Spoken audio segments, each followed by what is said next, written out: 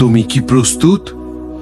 যেদিন তোমার চোখের সামনে এক চোখ বিশিষ্ট মানুষ আসবে আর সে বলবে, আমি তোমার প্রভু। হাদিস দিয়ে শুরু। রাসূলুল্লাহ সাল্লাল্লাহু আলাইহি ওয়াসাল্লাম বলেন, হে লোকেরা, আমি তোমাদের দাজ্জাল সম্পর্কে এত সতর্ক করছি যেমন করে প্রত্যেক নবী তার কওমকে সতর্ক করেছেন।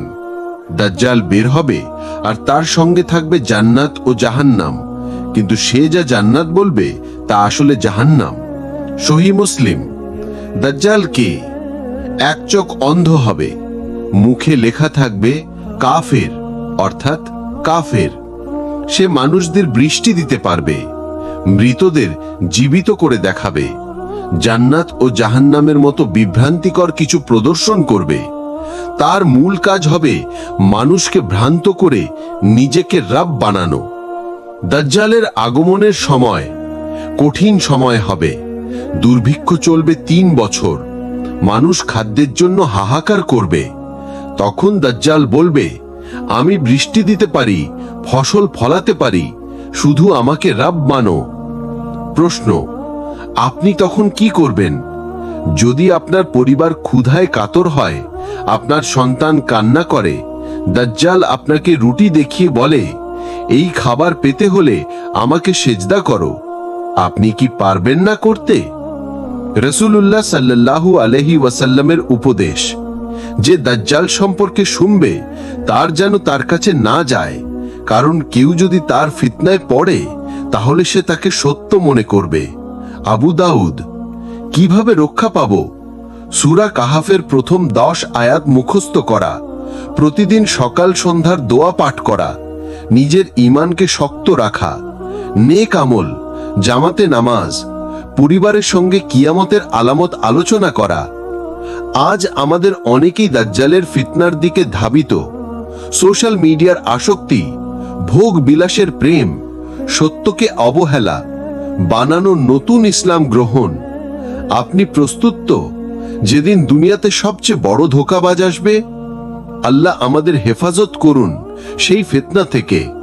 আমাদের অন্তর মজবুত হোক হকের ওপর, যেন দাজ্জালের হাত থেকে আমরা ও আমাদের পরিবার রক্ষা পাই। যখন পৃথিবী দুশ্চরিত্রতায় ছেয়ে যাবে, যখন মসজিদগুলো খালি হবে, যখন মানুষ মনে মনে আল্লাহকে ভুলে যাবে, তখন একজন মহাপুরুষ আকাশ থেকে অবতীর্ণ হবেন। তিনিই হবেন ঈসা ইবনে মারিয়াম আলাইহিস সালাম। কোরআন ও হাদিসে ভবিষ্যৎবাণী, তাদের কেবল মসিহ ইবনে মারিয়ামের পুনরাগমনের অপেক্ষা মাত্র। সূরা নিসা। রাসূলুল্লাহ সাল্লাল্লাহু আলাইহি ওয়াসাল্লাম বলেন, আসন্ন সময়ে মরিয়ামের পুত্র ঈসা আলাইহিস সালাম অবতীর্ণ হবেন।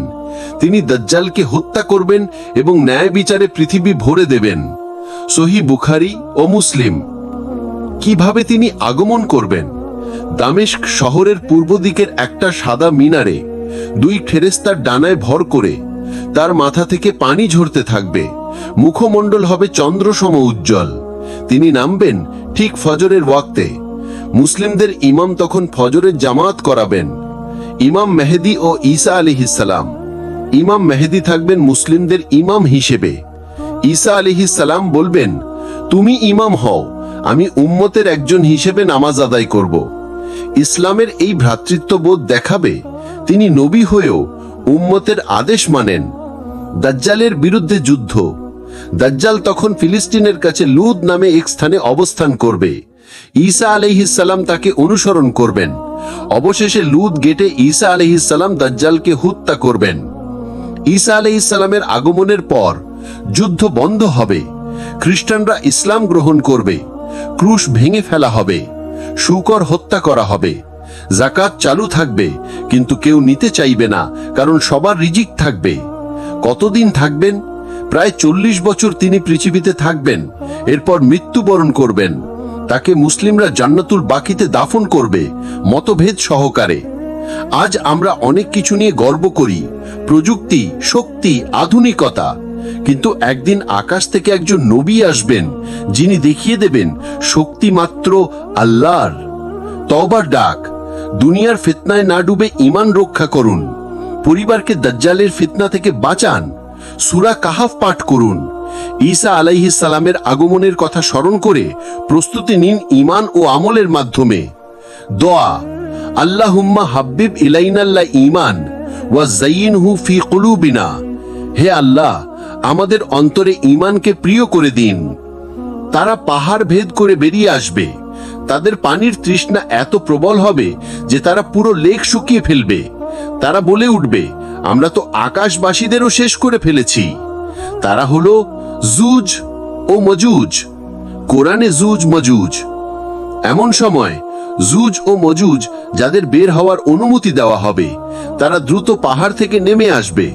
সূরা আম্বিয়া। কারা এই জুজ ও মজুজ? তারা হবে আদম আলাইহিস সালামের সন্তান। অতি বিশাল সংখ্যায় থাকবে। প্রতিদিন তারা পাহাড় কেটে বের হতে চেষ্টা করে। আল্লাহর ইচ্ছায় একদিন তারা বের হবে। তারা এত বেশি সংখ্যক হবে যে প্রতিজন মুসলমানের বিপরীতে থাকবে 999 জন জুজ ও মজুজ। তিরমিজি। কোথা থেকে তারা আসবে? তারা আজ আটক আছে। জুলকারনাইন তাদের রুখে দেওয়ার জন্য পাহাড়ের মধ্যে এক শক্ত দেওয়াল তৈরি করেছিলেন। কিয়ামতের সময় সেই দেওয়াল ভেঙে যাবে। তারা পৃথিবীর দিকে ছুটে আসবে ধ্বংস করতে। তারা পৃথিবীর সব খাদ্য এবং পানি খেয়ে ফেলে তীব্র গতিতে শহর ধ্বংস করে, পাহাড় ও উপত্যকা ভেদ করে। এক সময় তারা বলবে, আমরা তো আকাশে যারা আছে তাদেরও শেষ করেছি। অহংকার ও গুমরাহিতে ডুবে। ঈসা আলাইহিস সালাম ও মুসলিমদের অবস্থা। ঈসা আলাইহিস সালাম ও মুমিনরা পাহাড়ে আশ্রয় নেবেন। খাদ্য ও পানি প্রায় শেষ হয়ে যাবে। পুরো দুনিয়া বিপর্যস্ত হয়ে যাবে। তখন ঈসা আলাইহিস সালাম আল্লাহর কাছে দোয়া করবেন। আল্লাহ জুজ ও মজুজদের গলে এক ধরনের পোকা পাঠাবেন। সব জুজ ও মজুজ এক রাতেই মারা যাবে। তাদের মৃতদেহে পৃথিবী দুর্গন্ধময় হয়ে উঠবে। তখন ফের আল্লাহ প্রেরণ করবেন বৃষ্টি। সেই বৃষ্টিতে পৃথিবী ধুয়ে মুছে পরিষ্কার হয়ে যাবে। ঈসা আলাইহিস সালাম ও তার অনুসারীরা আবার নিচে নামবেন। দুনিয়ায় শান্তির যুগ শুরু হবে। ঈমানদাররা আল্লাহর শুকরিয়া আদায় করবে। পৃথিবী আবার ইসলামের আলোয় উদ্ভাসিত হবে। পৃথিবীতে কোনো শক্তি স্থায়ী নয়। দুনিয়ার বড় বড় জাতিও একদিন আল্লাহর নির্দেশে ধ্বংস হবে। জুজ ও মজুজের মতো বিপদ থেকেও একমাত্র রক্ষা পাওয়া যায় ঈমান ও দুয়ার মাধ্যমে।